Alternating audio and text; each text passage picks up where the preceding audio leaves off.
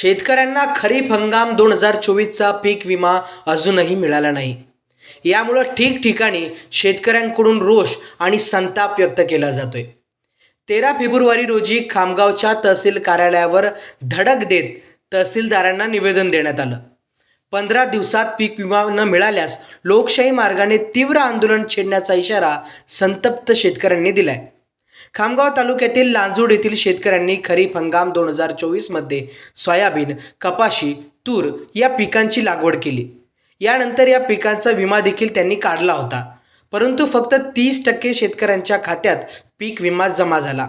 70% शेतकरी या पीक विम्यापासून वंचित आहेत। याच शेतकऱ्यांनी ट्रिगरद्वारे तक्रार नोंदवली। प्रतिनिधी प्रत्यक्ष पाहणी देखील करून गेले।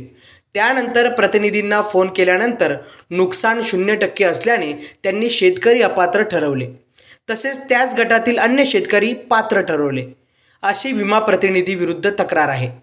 ऑक्टोबर महिन्यात 5-6 दिवस शेतात पडलेल्या पावसाने नुकसान झालं।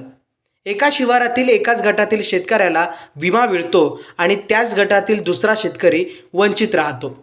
तक्रार करणारा शेतकरी एकच मोबाईल नंबर, गट नंबर एकच असे असतानाही विम्यापासून वंचित का, अशी तक्रार लांजूड येथील शेतकऱ्यांनी तहसील कार्यालयात केली। हे निवेदन जिल्हा कृषी अधिकारी कार्यालय, उपविभागीय कृषी अधिकारी कार्यालय, जिल्हाधिकारी कार्यालय, आयुक्त कार्यालय पुणे, आमदार आकाश फुंडकर यांच्याकडेही सादर करण्यात आले। तसेच 10 ते 15 दिवसात पीक विमा न मिळाल्यास लोकशाही पद्धतीने आंदोलन करण्याचा इशारा संतप्त शेतकऱ्यांनी दिला। शेतकऱ्यांनी जे निवेदन दिलं त्यावर शेकडो शेतकऱ्यांच्या स्वाक्षऱ्या आहेत। शेतकरी हा शेतातच राजा असतो, पण जेव्हा प्रशासनाच्या किंवा मार्केटच्या दारी जातो तेव्हा तो भिकारी होऊन जातो। त्याच म्हणीप्रमाणे आम्हाला खरीप 2024चा सोयाबीनचा विमा आजपर्यंत मिळालेला नाही आहे। आतापर्यंत आम्ही या कार्यालयामध्ये 4 वेळा तक्रार दाखल केली आणि आज 5व्यांदा लिखित स्वरूपात तक्रार दाखल करत आहोत। तरीही आम्हाला खरीप 2024चा सोयाबीन या पिकाचा विमा मिळालेला नाही। तरी आम्हाला परत शासनास विनंती करायची आहे की आम्हाला लवकरात लवकर पीक विमा देण्याची कृपा करावी।